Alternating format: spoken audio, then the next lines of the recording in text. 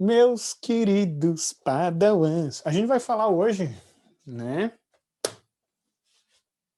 Tá certo? Isso aí tá reto, tá reto. A gente vai falar hoje sobre o erro em regime permanente de sistemas de controle, tá? A gente vai começar de fato a estudar sistemas de controle. Na aula passada eu fiz um aparado geral aí sobre sistemas em malha fechada, sistemas em malha aberta, tá? E eu falei que a gente vai começar a estudar especificamente sistemas de controle com realimentação, sistemas de controle realimentado, o famoso feedback, tá? Primeira coisa que eu vou me preocupar com, ou primeira área de estudo em sistemas de controle, normalmente é a teoria do erro em regime permanente, tá? O erro em regime permanente é literalmente o que o nome diz, né? Vai me estabelecer qual vai ser o erro final que o meu sistema vai apresentar depois e se ele estabiliza, que fique claro. Eu vou fazer um parênteses bem grande, porque não adianta estudar o erro em sistemas que não estabilizam. Tá? As equações que vão resultar da nossa análise hoje, elas não servem se o sistema é instável em malha fechada. Tá? A estabilidade a gente vai abordar no próximo conteúdo, que é critério de Routh-Hurwitz, tá? Mas fica essa observação assim, bem importante, porque eu posso cometer erros caso eu não me lembre que o sistema tem que ser estável para que ele estabilize com um certo valor na saída e, consequentemente, apresente um certo erro em regime permanente de operação. Lembrem-se, né, se o sistema é estável, todos os modos do sistema vão tender para zero e a única coisa que vai sobrar é a resposta forçada. Tá? Então é disso que eu estou atrás num primeiro momento. Mas isso, pessoal, vai ensejar um pensamento que vocês vão usar em controles mais avançados mais adiante, que são controles que visam minimizar, por exemplo, a energia do erro. Isso é um pouco mais complexo, tá? Mas vocês vão estudar em cadeiras na sequência. Eu não estou interessado no comportamento transitório ou até mesmo instantâneo aí do erro em regime permanente. Eu só quero saber para onde essa porcaria vai tender. Né? Isso é, digamos assim, não é a principal, tá, pessoal? A principal característica de um sistema, ele tem que ser estável, tá? Mas é importante eu saber mensurar o quão bem um sistema consegue medir, consegue seguir, desculpa, um sinal de referência. Para iniciar o nosso estudo, a gente vai trabalhar com uma classe de sistemas que, mesmo sendo mais simples do que a classe geral, que envolve aqui o sensor, tá? Hoje em dia, na atualidade, né, é bastante comum eu ter essa configuração. Eu já expliquei várias vezes, porque eu vou fazer o sensoriamento da variável de saída e eu posso compensar no software para eu ter uma variável equivalente, só que em outro mundo, claro, né? Eu saio de uma variável física, provavelmente, e vou para dentro do meu computador.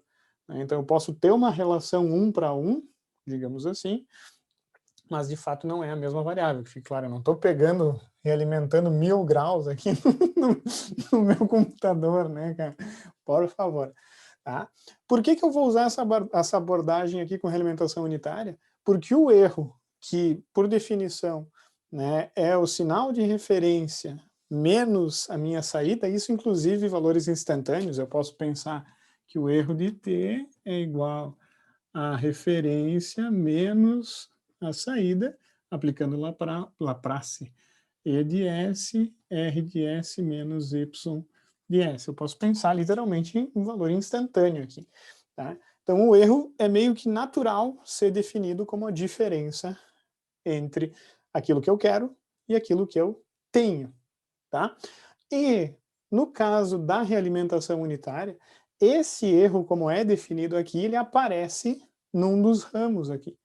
Se a realimentação não for unitária, não vai ter essa relação, né? Porque na verdade eu vou estar comparando a minha referência com a saída do sensor. Então é um caso um pouquinho mais chato, tá? Mas de qualquer maneira dá para entender fácil, né, pessoal? Qual que é a diferença entre esses dois sistemas. Como esse sistema... Estava procurando uma coisa aqui. Como esse sistema é muito comum, e guarda essa relação direta com o erro de fato como ele é, a gente vai estudar o erro pensando nessa configuração, e nas próximas aulas, quando for o caso, eu faço observações para o caso em que eu não tenho uma realimentação unitária. Tá?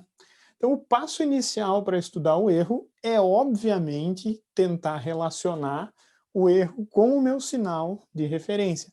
A gente vai ver que, de acordo com a referência que eu aplico no meu sistema, tanto a saída, inclusive, isso vai ser verdade para a saída, a forma do sinal da saída e do sinal do erro vai ser diferente. Meio óbvio, né? Na verdade, na teoria de sistemas lineares, vocês sabem que o sinal de saída do sistema vai ter a mesma forma, digamos assim, básica da entrada. Tá? O que vocês vão ver é que às vezes eu consigo, inclusive, fazer com que esse carinha aqui tenha uma resposta forçada que tenda a zero. Tá? Que fique claro. Mas o que eu quero que vocês entendam é que o formato do erro, basicamente, depende da referência. Eu não posso analisar o sinal do erro sem ter uma entrada no meu sistema, por óbvio. E se eu mudo essa entrada, tá, na verdade, muitas vezes a exigência, né, do sistema de controle vai ser, ou a exigência sobre o sistema de controle vai ser maior. Eu sei que parece meio estranho isso, mas é bem fácil de entender. Por exemplo, se eu quero uma referência desse tipo, se eu aplico uma referência desse tipo, o meu objetivo é seguir uma referência que é estática, né? Não muda no tempo. Tudo bem, eu tenho esse degrau, mas eu posso encarar isso como uma mudança de set point que acontece no tempo t0 e depois eu deixo fixo. Esse sinal é um sinal bem fácil de seguir. Né? Muito mais fácil de seguir, por exemplo, que esse aqui. Porque esse aqui, a minha referência, ela varia com o tempo.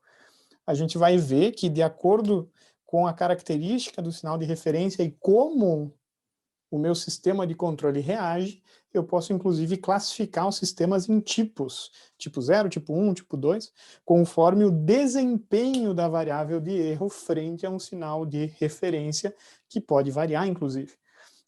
Um parênteses grande, tá? A gente vai estudar uma classe de sinal que é conhecida como sinais polinomiais. São sinais que eu consigo expressar como polinômios em T.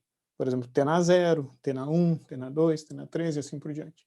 Tá? Mas a equação que a gente vai deduzir aqui, ela serve inclusive para sinais que não sejam polinomiais, como, por exemplo, um sinal senoidal.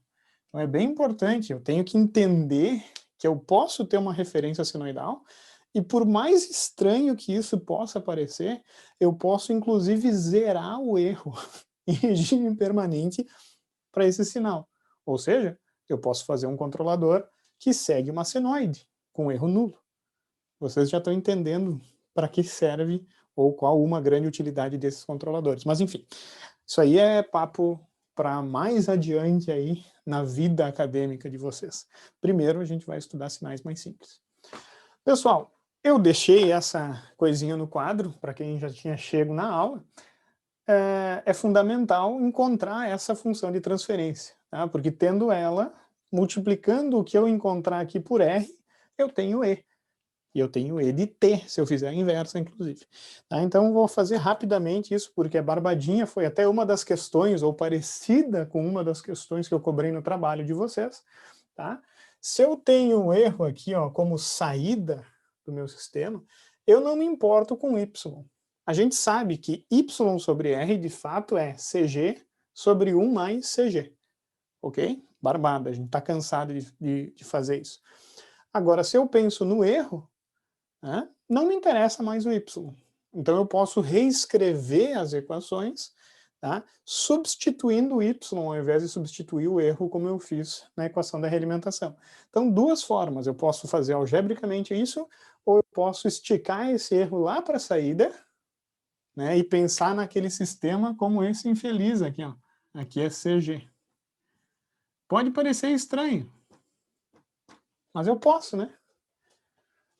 Imagina que isso aqui está boiando numa sopa, né? Pensa só, sabe aquela sopa de letrinha que fica boiado aqui? Isso aqui está tudo mole. Se eu puxo esse ramo aqui para lá, naturalmente esses dois blocos eles se deslocam para a realimentação, né? Não me interessa o Y, foda-se, se quiser tirar ele aqui, tira, né? O E vai ser a minha saída. Então estica ele lá para a saída, né, para pensar nele como saída, digamos assim, e vocês vão ver que naturalmente o bloco CG, ao invés de estar no ramo direto, agora está no ramo de realimentação, tá? Então fica como exercício para vocês provarem algebricamente que essa função de transferência E sobre R nada mais é do que ramo direto aqui, que é 1, isso aqui é um bloco unitário, né? 1 dividido por 1 mais C de S, G de S. Tá? Essa é a função de transferência que me diz como que o erro se comporta para qualquer sinal de referência.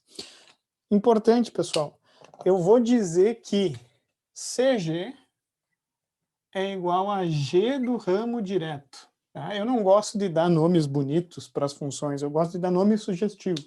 Então, G do ramo direto é a função de transferência do ramo direto. Fica meio óbvio, né? Tá? Por que que eu digo isso? Porque não importa as equações que eu tiver no ramo direto, não precisa ser dois sistemas em cascata.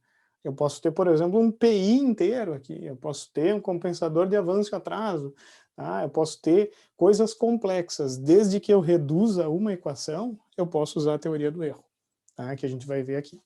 Tá? Então, se eu revisitar essa equaçãozinha aí, eu posso escrever ela dessa maneira, um pouquinho mais simples, um pouquinho mais direta, como 1 mais G do ramo direto, que nesse caso específico, desse diagrama, é CG a equação do ramo direto.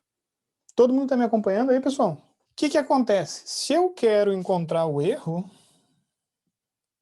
em regime permanente, não. Na verdade, se eu quero encontrar o erro, a transformada de Laplace do erro, eu vou usar essa função de transferência, 1 sobre 1 mais g do ramo direto, e multiplicar pela transformada do sinal de referência.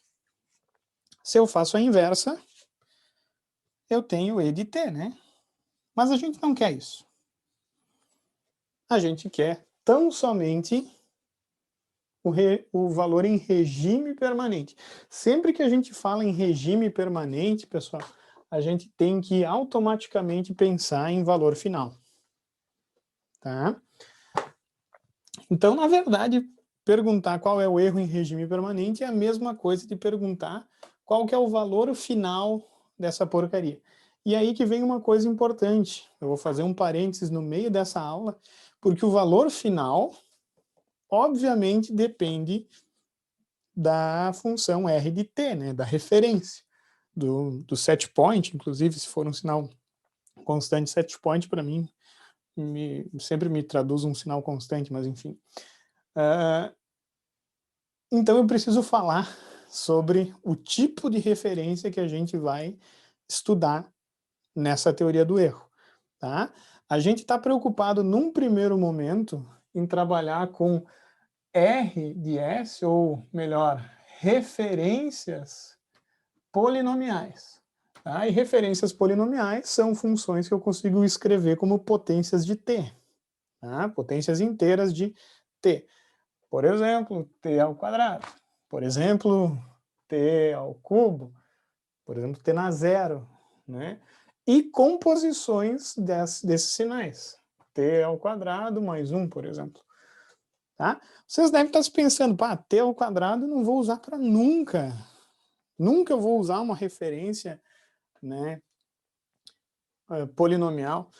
Pessoal, né, na real, as referências mais comuns são polinomiais. T na zero, que é uma constante, e t, que a gente vai trabalhar, que é uma rampa, né? Professor, então me dá um exemplo. O exemplo mais clássico é motor, né, meu? Porra, velho, tu tá trabalhando com uma máquina síncrona, uma potência bem grande, né? Tu não vai dar um degrau numa máquina síncrona. Não vai dar um degrau numa máquina síncrona. Tu até pode dar um degrau, por exemplo, se é um motor de indução. Pode. Ah, não deve, mas pode. Mas uma máquina síncrona não se parte, né, sem se estabelecer uma referência do tipo rampa ou se usar alguma artimanha, né? Tu parte ela usando um enrolamento, um induzido, e daí depois tu muda uma chave para fazer com que a máquina siga a velocidade síncrona. Tá? Então, existem alguns sistemas que a referência do tipo rampa, ou pelo menos uma referência trapezoidal, é importantíssimo, né? Então, o motor aqui, ó, eu provavelmente vou usar uma referência desse tipo para uma máquina elétrica, tá? Por vários motivos. Tá? Primeiro, se eu colocar uma referência direto, pedir para a máquina elétrica ir lá direto para 1000 RPM, ou que seja, eu vou estar sujeitando essa máquina a esforços de corrente muito grandes. Né? Eu nem preciso ter necessariamente uma máquina síncrona. Pensa só que o exemplo que eu sempre cito é um elevador, né? Imaginemos que o elevador tem um motor bem forte. Se eu der um degrau e mandar o elevador subir rápido, quando eu parar, as velhinhas vão bater no teto. Eu não quero que isso aconteça, né? Por isso que usualmente se usa referências trapezoidais para esse tipo de sistema. Eu vou acelerar devagar e depois eu vou desacelerar para fazer com que o sistema, o elevador pare suavemente. Tá? Então aqui eu tenho duas referências, na verdade. Eu tenho a referência rampa e tenho a referência constante também. Tá? Mas, na real, entender como que o sistema reage a referências polinomiais abre bastante possibilidades, né? Além do mais, é uma boa forma de avaliar como o sistema reage quanto a variações da referência. É isso que é mais importante, talvez. Porque um sinal constante é um nível de dificuldade. Uma rampa, eu posso pensar que é um sinal constante que está variando linearmente. Uma parábola, eu posso pensar numa coisa que está acelerando. Tá? Então, eu posso fazer paralelos com as referências polinomiais, pensando em referências posicionais, que eu vou botar o sistema de controle numa posição e ver como ele reage. É referência posicional. Quando eu trabalho com uma rampa, eu estou pensando em como aquela posição varia. E isso tem cara de velocidade, digamos assim. E a gente diz que é referência de velocidade. Importante notar o expoente, né? T na 0, T na 1. Aceleração, T na 2. Né? Eu vou usar a parábola para estudar isso. Seria como uma aceleração variável, T na 3 e assim por diante. Óbvio que, na prática, se eu for para um expoente maior, não tem muita utilidade. Né? Então, pessoal, a gente vai se limitar a referências polinomiais. E o que essas referências polinomiais têm de legal, tá, pessoal? Na verdade, se o meu R de t for um polinômio, tá? Basicamente, a frequência mais importante na composição polinomial vai ser a frequência nula. Vou mostrar para vocês. Se eu tenho R de t igual a U de t, que eu posso pensar t na 0 vezes U de t. Qual que é o R de S dessa porcaria? Qual que é a transformada de Laplace de t na 0 U de t? Que é U de t. É 1 sobre S? 1 sobre S, perfeito. 1 sobre S. Tá? Se eu olhar qual que é a frequência mais importante na composição desse sinal, é a frequência 0. Né, que é o valor aqui de S que vai fazer a função R de S explodir. Vamos pensar agora em R, até posso chamar de R0, né? Vou chamar de R0, R1, que seja, pode dar o nome que quiser aqui, que é T na 1 U de T. Isso aqui é T na 1 de T. Então o meu R1 vai ser quanto? Alguém se lembra? Sabe de Coire? E na menos T, U de T. Aliás, E na menos... Isso aqui é 1 sobre S ao quadrado. Tá certo. Olha que bonito, né? Esse carinha aqui, né, digamos assim, tem o dobro da força, né? Não é o dobro da força, mas se eu for avaliar as raízes, esse carinha tem 2 raízes na origem. Pessoal, na verdade, se vocês forem olhar na tabela de Laplace, todas todo o sinal que é T na N ou T na K, vai depender da tabela que vocês usarem, tá? Se eu tenho Rx aqui de T, que é T na K, U de T, se vocês forem ver a transformada dessa porcaria aqui, vai ser K fatorial sobre S na K mais 1. Inclusive, tem o caso mais geral, que é T na K vezes Z na lambda T, que daí eu vou ter S menos lambda na K mais 1, tá? Então, o que acontece, pessoal? Se eu for perceber, os sinais polinomiais, eles têm todos a mesma cara, né? A única coisa que vai mudar é o número de raízes que eu tenho ali naquele denominador. Significa que a frequência mais importante para os sinais polinomiais é S que vale 0. Olha que bonito isso. Isso é bonito. Isso é bonito. Tá? Mas, para nós também, matematicamente, isso vai ser um facilitador. Né? Porque o expoente está relacionado tão somente ao expoente de T. O expoente desse S está relacionado ao expoente do T aqui. Né? Um detalhe, a gente vai trabalhar com referências polinomiais que a gente vai dizer rampa unitária, parábola unitária, degrau unitário. Tá? A gente vai dizer unitário quando a transformada for 1 sobre S na K. Tá? Então, a minha cúbica unitária vai ser 1 sobre S na 4. A parábola unitária é 1 sobre S na 3. Rampa, 1 sobre S na 2. E degrau, 1 sobre S. Né? Obviamente que o sinal no tempo vai ter a compensação do K aqui, né? Por exemplo, a parábola que tem transformada 1 sobre S ao quadrado, essa parábola aqui, 1 sobre S ao cubo, perdão, na verdade, ela é T ao quadrado sobre 2.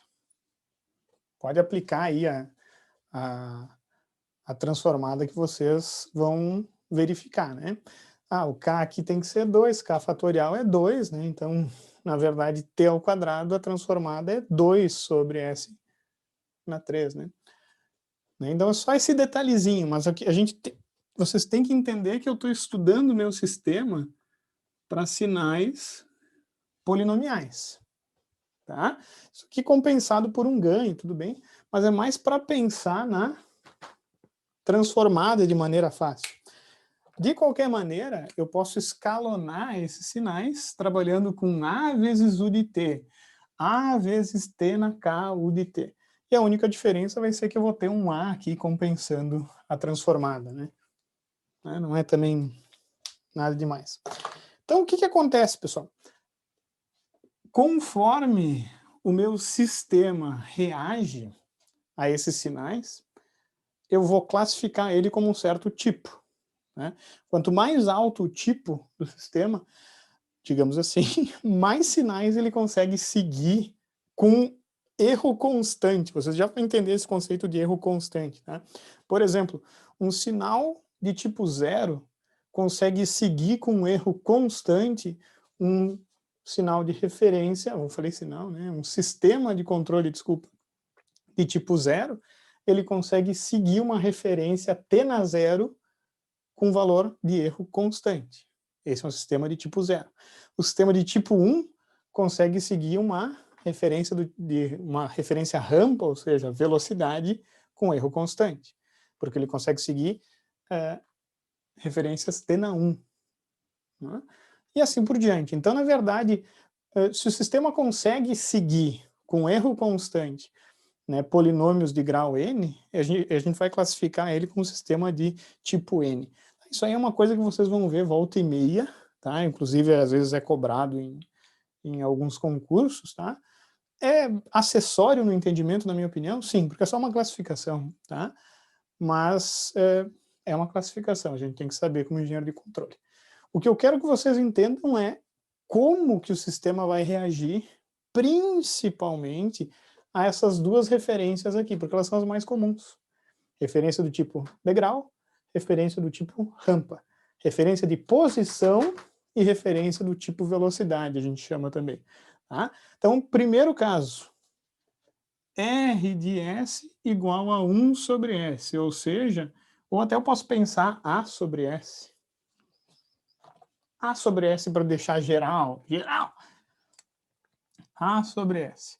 O meu R de T é igual a vezes U de T. Tá? Então, o que eu estou fazendo com a minha referência? Eu estou dando um degrau. Eu estou mudando a posição da referência, no caso de 0 até A.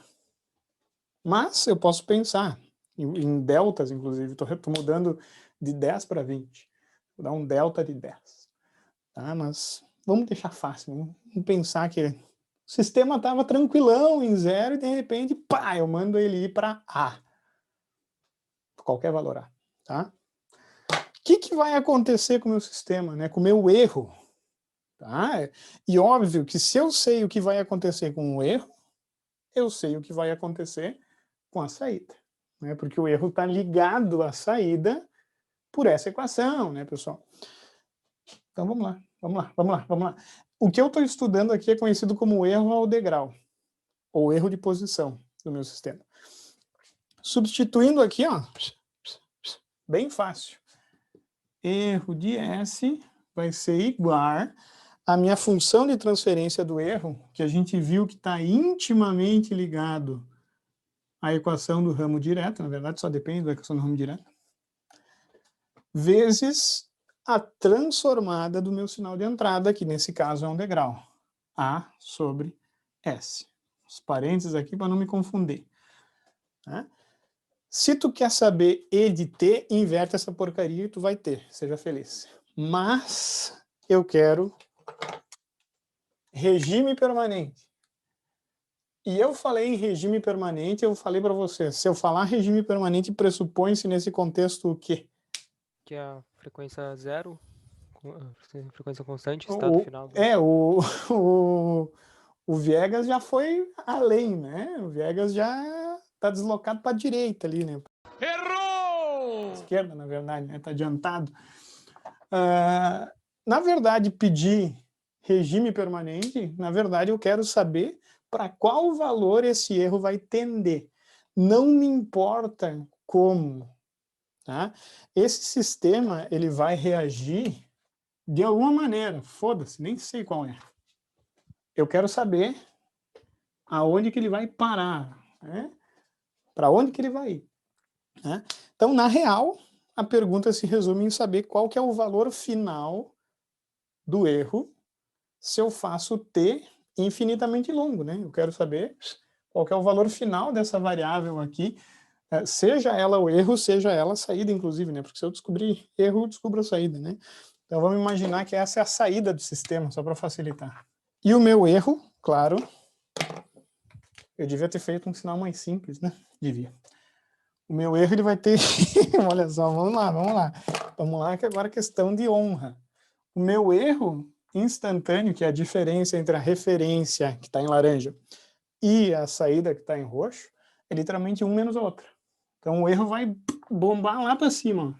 Pá, na hora, porque vai ser A menos 0. E daí, nesse caso, né, sistema hipotético, estou exemplificando, né, nem sei qual que é a equação do ramo direto aqui, né, mas o sistema ele vai ter esse comportamento aqui.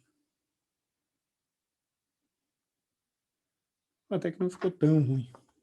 Né? O sistema estabilizou com certo valor e, obviamente, que o erro vai estabilizar com certo valor também. E é esse valor que eu quero saber. Tá? Às vezes ele não vai estabilizar, fique claro. Já expliquei.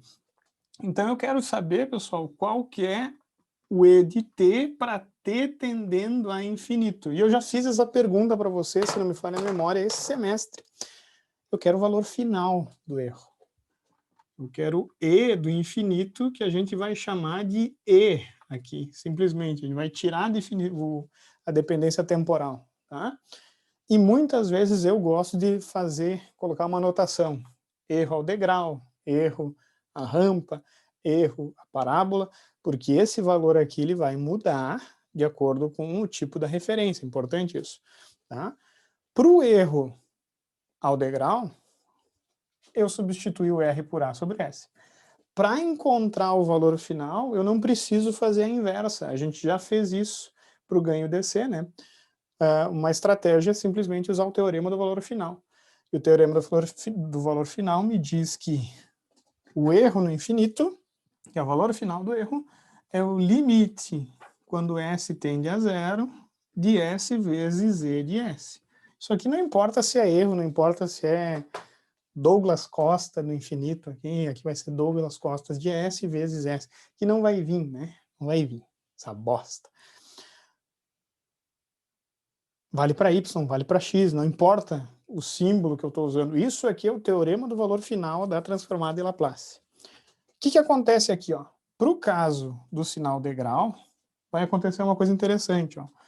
Isso aqui vai ser o limite quando S tende a zero, de 1 sobre 1 mais a equação do ramo direto de S, vezes A sobre S, só que eu estou multiplicando por S aqui, né? Então vai ser S vezes isso.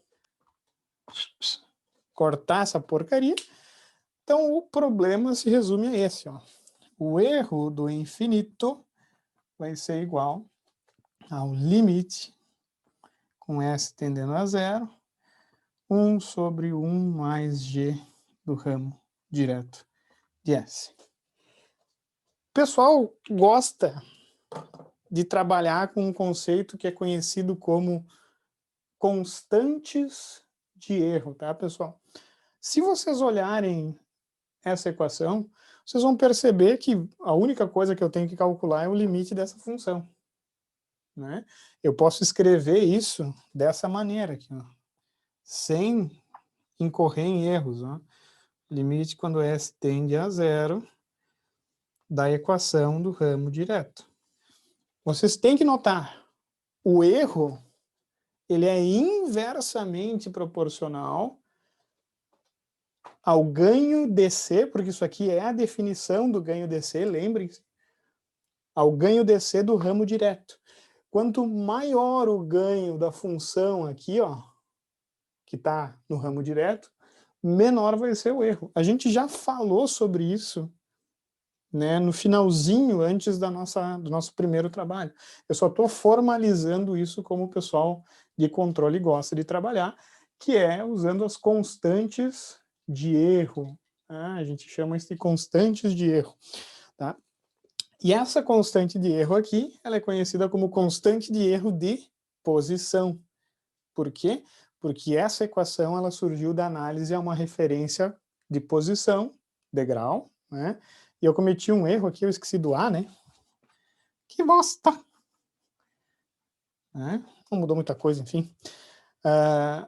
E eu tenho que notar que esse erro aqui, ele é proporcional ao ganho DC do meu ramo direto. O pessoal escreve isso, o erro de posição é igual a 1 sobre 1 mais Kp, sendo Kp definida como a constante de erro de posição, e por óbvio ela é, e eu vou mudar um pouquinho, vocês vão entender por quê. Vou mudar sensivelmente a minha equação. Kp é o limite, quando S tende a zero, de S na zero vezes G do ramo direto de S. Na verdade, eu não vou mudar, mas eu já dei uma prévia do que vai acontecer. Isso aqui é feio, né? Então, eu vou colocar. Eu ia botar de novo, nem vai já. G do ramo direto. Já dei uma prévia. Vai ser S na zero, G do ramo direto. Aqui tem um erro, filha da puta. Agora que eu ia... Aqui é A, né? Esqueci do A ali. Eu corrijo. Tô voltando do futuro para falar que eu errei aqui, Essa porcaria aqui é um A. Tá? Mas não tem muito problema, porque se a referência for unitária, esse erro aqui vai ser de fato 1 sobre 1 mais Kp. O que vocês percebam que se eu escalono a referência por um fator A, o erro vai ser escalonado junto. Isso é importante para entender o erro de velocidade, tá, pessoal? Então, se o meu sistema tem um erro para referência unitária de 0,3, significa que se eu meter aqui uma referência de 1, ele vai tender para 0,7. Se eu dobro a referência vai para 2, né? O meu erro vai dobrar. O meu erro que era 3, 0,3 no caso, né? Ele vai para 0,6. Tá? O comportamento do erro ele está aqui, né? Ele fez assim, daí agora ele está fazendo assim. Isso é normal em sistemas lineares, né? Óbvio. Essa aqui é a propriedade faz parte da propriedade da linearidade como a homogeneidade, né? O que vocês têm que entender é o seguinte, ó, que faz todo sentido isso. Por que faz todo sentido isso? Porque o sinal que eu estou estudando, como o Viegas já tinha notado, ele tem frequência 0. Porra, se ele tem frequência 0, para estudar como esse carinha reage, uma forma é estudar a frequência nula na função de transferência, que é substituir o S valendo 0 aqui. Isso me dá qual que é a força, qual que é o power do sistema, né, para aquela componente de frequência específica. E, pelo fato do ramo direto aparecer no denominador, quanto maior a força, quanto maior o ganho DC do ramo direto, melhor o desempenho do sistema frente ao erro de regime permanente. Tá?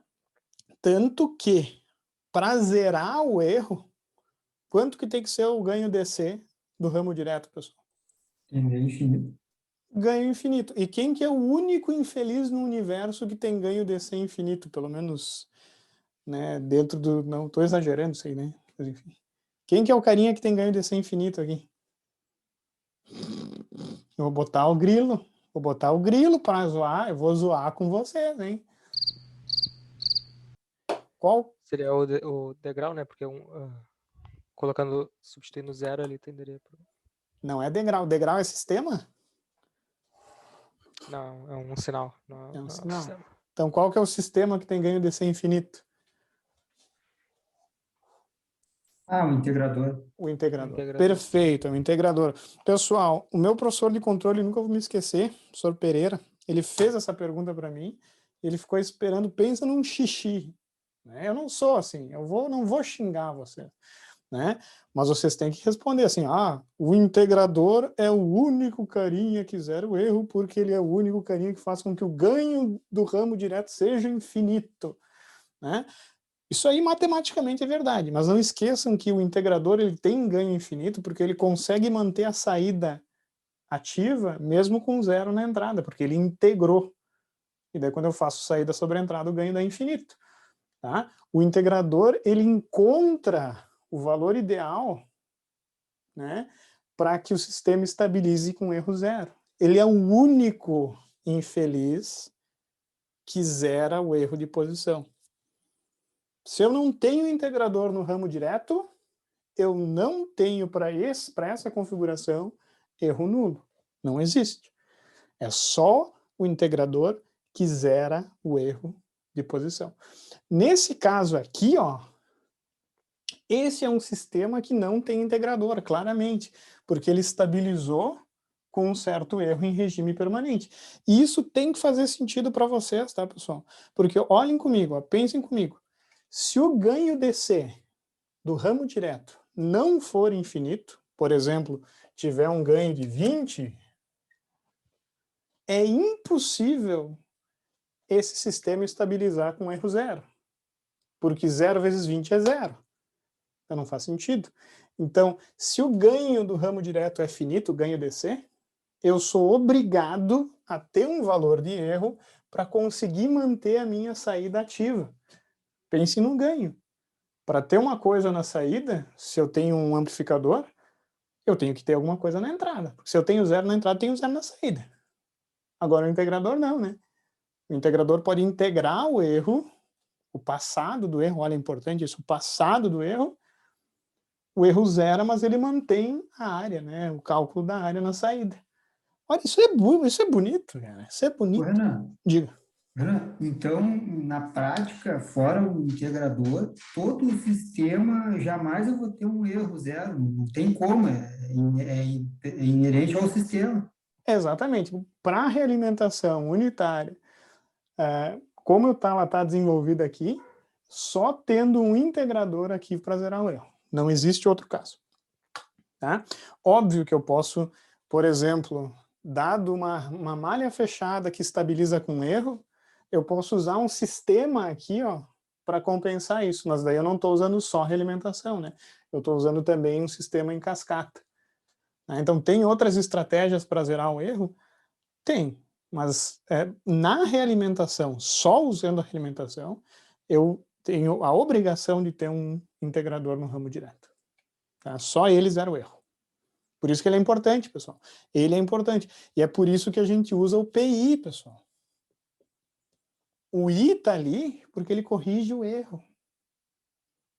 O P a gente vai usar na indústria para deixar o sistema rápido. O I eu vou usar para compensação de erro, principalmente. Se eu tiro o I, qualquer planta aí vai apresentar erro. É óbvio que isso é um compromisso de projeto, né? Se eu estou fazendo um forno, se eu estou fazendo uma coisa que não precisa de precisão, eu posso até trabalhar com erro. Imagina só que eu estou trabalhando com 1000 graus e o sistema estabilizou em 993. É 1000 graus, né? Arredondando essa merda aí. Então, às vezes, eu nem preciso do integrador para ter um desempenho bom. Tá? Isso vai muito daquilo que eu quero com o meu sistema de controle. Lembrem-se que, se eu adiciono um integrador, como eu falei, eu estou adicionando alguém que fica olhando para o passado.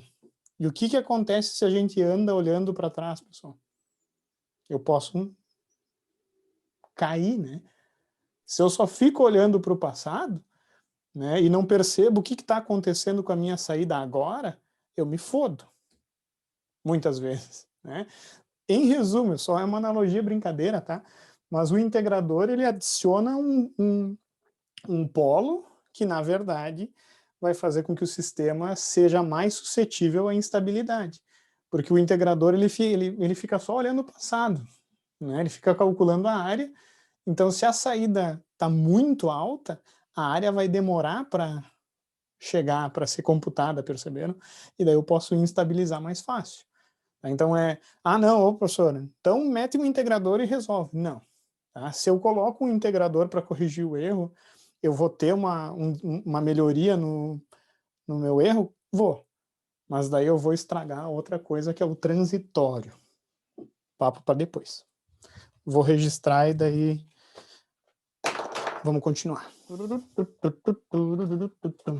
Então, erro de posição, já feito. Erro de velocidade. Ou para um sinal de velocidade, né? Eu chamo de erro de velocidade. Que é basicamente estudar a reação do sistema a uma rampa, cuja transformada de Laplace é A sobre S ao quadrado. Tá? Não vai mudar nada a equação do erro. O erro continua sendo a função de transferência do erro aqui, vezes a minha referência. A única coisa que vai mudar é a referência, de fato, né? Então vai ser A, né? Eu vou colocar o A aqui para não me esquecer. S ao quadrado, 1 mais G, ramo direto, de S. E, de novo, né, se eu quero estudar como esse sistema aqui vai reagir, né, o valor final, né, dele, na real, eu calculo o erro do infinito, que a gente chamou de E minúsculozinho, é o limite quando S tende a zero do erro vezes S.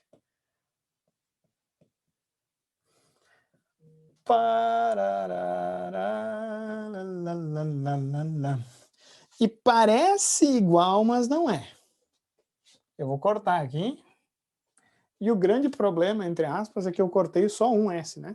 Sobrou um S no denominador.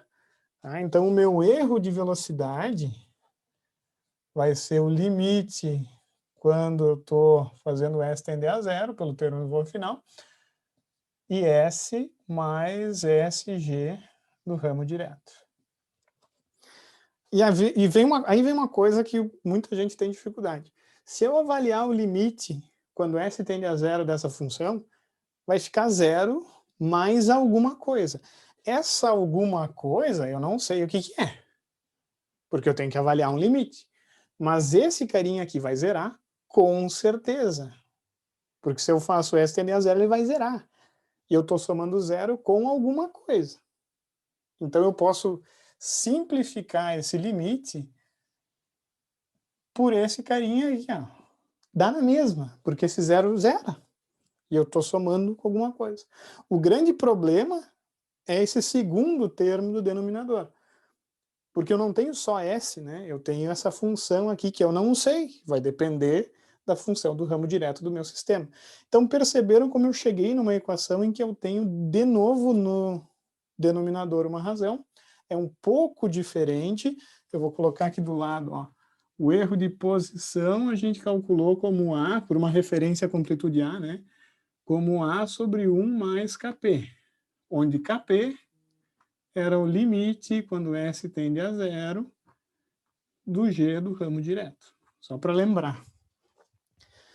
Equação um pouquinho diferente, mas, de novo, o pessoal de controle gosta de expressar esse carinha, que é o erro de velocidade, como A sobre KV.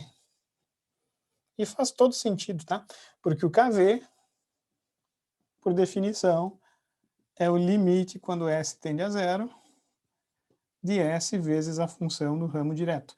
E importante, olha só, por isso que eu coloquei o S0 antes e tirei, né? A referência de posição é t na zero.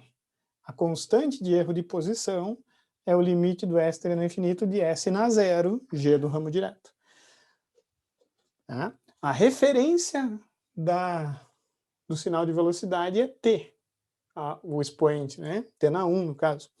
A constante de erro de velocidade é S na 1, G do ramo direto. Eu não vou deduzir com vocês, mas meio que por intuição, a constante do erro de aceleração, o Ka, que é o estudo a parábola unitária, né, t ao quadrado sobre 2, vai ser o limite, quando S tende a zero, de S na 2. Então, na verdade, as constantes de erro, eles criam também para ter essa associação, e que faz sentido, né? Porque esse expoente aqui está associado ao grau do polinômio da entrada, que está associado ao grau do denominador da função da transformada de Laplace, né, do aquele sinal. Tá bom? E só aí vocês vão perceber uma coisa importante. Esse S aqui, não é que ele dificulta de certa maneira, né? Porque se essa função aqui ela tem um bom desempenho, se o ramo direto tem um polo na origem, esse infeliz cancela o polo, né? Significa que o meu KV vai ter um valor finito. Consequentemente, o sistema vai ter um erro de velocidade finito também. Então, um sistema que tinha erro nulo de posição não tem erro nulo de velocidade. Ele vai seguir uma rampa com um erro. Tá? E óbvio que a gente pode fazer um pensamento mais além. Se eu tenho dois polos na origem no ramo direto, né, um deles vai ser cancelado e vai sobrar um no denominador. Daí eu consigo fazer com que a constante de erro de velocidade tenda a infinito, consequentemente fazendo o erro tender a zero. Mas daí eu preciso de dois polos na origem para zerar o erro de velocidade. Isso não é coincidência, pessoal. Para zerar o erro para esse sinal, eu precisei ter um ramo direto com essa característica. Para zerar o erro a esse sinal, eu precisei ter um controlador com essa característica. Vocês estão entendendo onde eu quero chegar? Eu posso extrapolar isso para qualquer, isso é conhecido como modelo interno. Se eu tenho esse carinha aqui, se o meu controlador tiver essa característica, eu zero o erro para esse infeliz aqui. Quem que é esse infeliz aqui?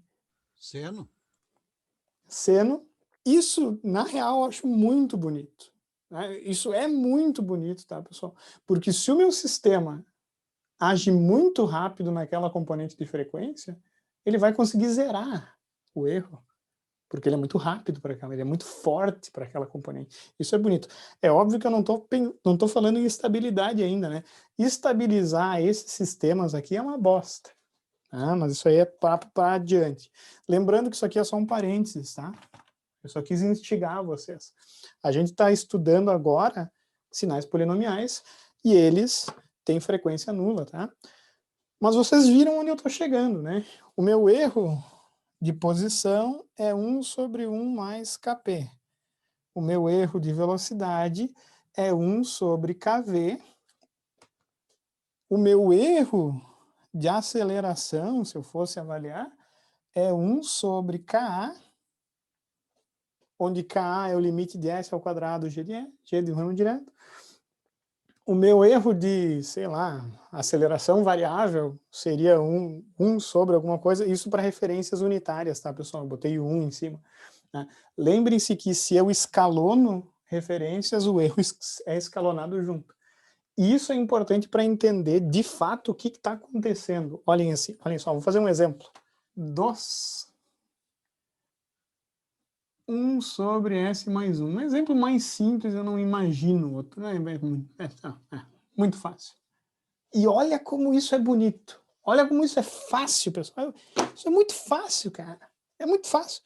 Vocês conseguem, só olhando para esse sistema, saber qual vai ser o erro a uma referência do tipo degrau, que é uma referência de posição.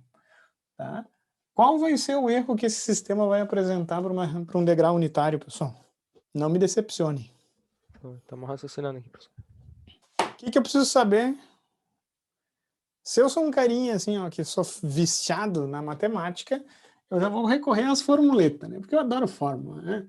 Erro de posição é igual a 1 sobre 1 mais Kp. E o Kp é o limite, quando S tende a zero, do G do ramo direto. Kp, pessoal, nada mais é do que o ganho DC do ramo direto. Qual que é o ganho DC do ramo direto dessa porcaria? C2. Kp é 2. Pô, não dá nem graça. Pô, chega a ofender o cara. Né? Ô, pessoal, tô 7 anos de curso para ficar fazendo isso. Mas é bonito, né, cara? Ó, o erro é 1 sobre 1 mais Kp. Então, o erro é 1/3. Não, professor. Cara, a gente deduz essas porcarias, não é para dificultar o negócio, é para facilitar, não faz sentido ser mais difícil, né? Então, ó, 1 sobre 1 mais Kp é 1/3. Para uma referência unitária, o erro vai tender para 1/3. Poderia perguntar isso, para onde vai tender a saída? É 1/3 também.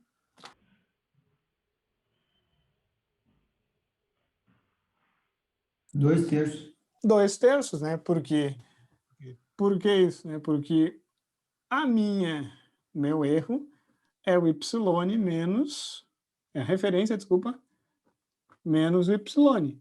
Eu sei que o meu erro é 1/3, que a minha referência é unitária, então o meu y só pode ser 2/3, né? Então eu posso, inclusive, saber o valor final, se eu quiser. Y é igual a 2/3. Né? Agora o seguinte, ó, se eu calcular para esse sistema o erro, até vou anotar o P ali embaixo, o erro de velocidade que a gente estudou é 1 sobre Kv, com Kv sendo o limite quando S tende a zero para SG do ramo direto. Essa porcaria aqui vai ser quanto? Quanto que é o limite de S vezes o ramo direto? É 0? É 0, né? Exatamente. Né? Pega um rascunho ali e coloca 2 sobre S mais 1 vezes S. Se o S tende para 0, denominador tende para 1, numerador tende para 0, 0 sobre 1, 0.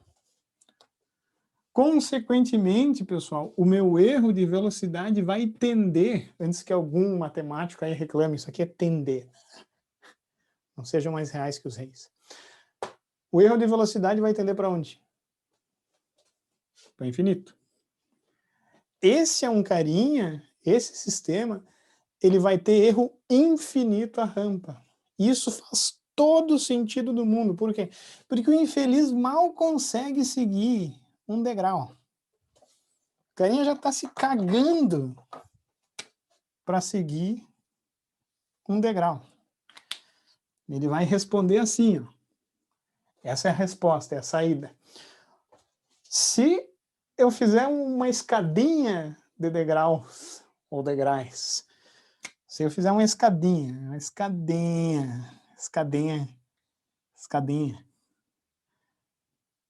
é a mesma coisa de meter, ó, 1, 2, 3, 4. Eu falei que se ele tem um erro, esse erro vai ser escalonado, né? Então essa saída ela vai ter essa cara aqui mais ou menos, ó. Ele responde, ele tenta, ele se esforça, né? Mas vocês percebam que o erro vai aumentando. Óbvio que se eu faço análise pensando na rampa, esse carinha, ele vai ter uma saída que é uma rampa também, só que com uma inclinação diferente, porque de fato ele não consegue zerar o erro de posição, então ele jamais vai conseguir alcançar a taxa de variação, porque está variando, né? Então a saída desse infeliz ele vai ser assim, ó. E o erro, se eu for estudar o erro especificamente, né, vai ser uma coisa assim, né? Ele vai tender para infinito. Isso para rampa, tá? Que fique claro. Compreenderam como esses resultados matemáticos realmente traduzem uma coisa que de fato faz sentido? Vamos mudar o controlador, ó. Eu vou meter agora um integrador, porque é isso que eu falei para vocês, né? O integrador salva. Opa, 1 sobre 2 não, né? 1 sobre 2, vou aproveitar o meu errinho. 1 sobre 2 vai fazer o que com o erro de posição?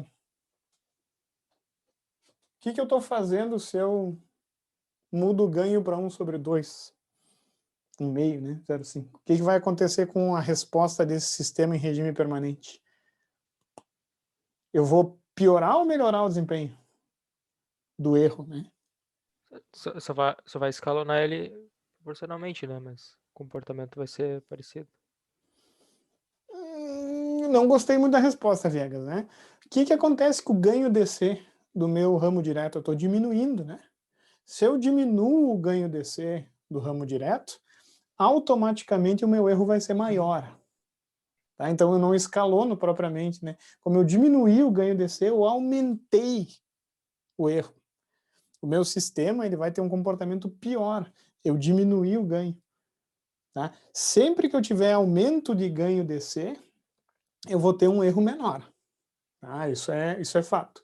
É óbvio que esse aumento do ganho DC, né, do ramo direto, ou até mesmo do ganho geral, né, como um todo do ramo direto, ele vai ocasionar outros problemas que a gente vai estudar.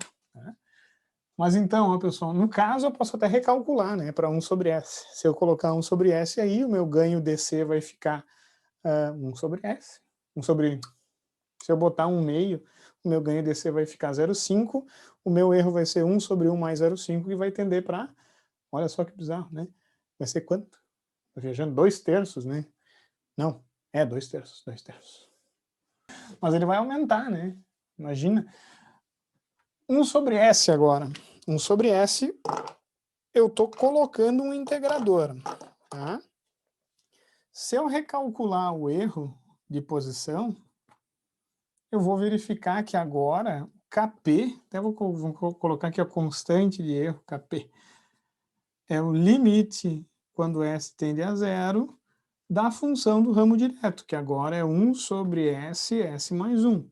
E isso aqui vai tender para infinito, claramente, né?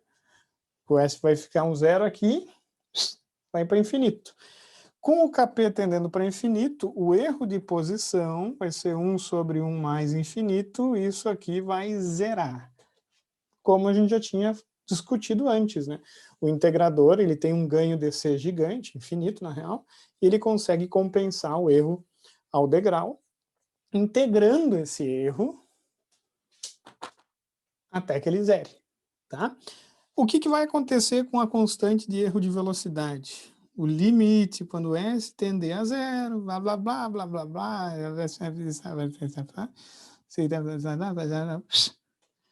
o meu KV vai ser 1. perceberam que agora eu não tenho um erro infinito. Eu vou ter um erro de velocidade que basicamente é 1 sobre 1, que é igual a 1. Tá? Tem que tomar cuidado porque esse erro aqui, ele não é, tudo isso referências unitárias, tá? Ele não é propriamente uma proporção. Tá? Eu vou desenhar, infelizmente não tem muito espaço, mas eu acho que vou conseguir. Tá? O meu sistema, como ele zera a posição, ele tem erro nulo, né? Desculpa, uma referência de posição, ele consegue seguir uma rampa, mas ele vai seguir com erro. Mas esse desempenho já é melhor do que antes, quer dizer, eu nem conseguia seguir, né? Tá? Isso, eu falei no início da aula, define o tipo do sistema. Se o sistema consegue seguir degrau, ele é de tipo 0. Se ele consegue seguir velocidade com erro constante, mesmo com erro, ele é de tipo 1. Se ele consegue seguir a aceleração, tipo 2, e assim por diante. Mas eu quero que vocês entendam o que está acontecendo aqui, né? Para minha referência de posição, pessoal, ele vai seguir na pinha, né? Na pinha, aqui, ó. Referência unitária, ele vai zerar o erro, ele vai terminar em cima da referência. Isso é um sistema que tem uma boa característica de erro de posição. Agora, se o meu objetivo é seguir velocidade, daí eu tenho que cuidar com o ganho que eu uso aqui, porque o erro pode aumentar ou diminuir, perceberam? Então, o que vai acontecer? Ó? Esse sistema ele vai ter uma saída que vai ter essa cara. Ó, né? A referência vai começar a variar. O meu sistema ele tem um transitório que eu também vou ter que trazer para cá, é o mesmo transitório, não mudou, eu não mudei a localização dos polos, eu só adicionei um polo a mais. Tá? Mas a característica, tanto da resposta ao degrau quanto a resposta à rampa, vai ser a mesma. Tá? A duração da resposta é a mesma, do transitório do sistema, desculpa. Então esse sistema ele vai ter como resposta uma coisa mais ou menos assim, ó. Né? Na verdade, vai depender do ganho, tá? Porque se eu tenho um ganho elevado para esse sistema, eu posso ter oscilação. No caso aqui, eu estou colocando um ganho que não gerou oscilação, tá? Isso a gente vai estudar mais tarde. Mas vocês têm que perceber que essas duas retas aqui, elas têm a mesma inclinação. Porque como o sistema consegue seguir a referência com erro nulo, mesmo que eu posicione aqui um degrau a mais, ele vai lá e ele consegue chegar.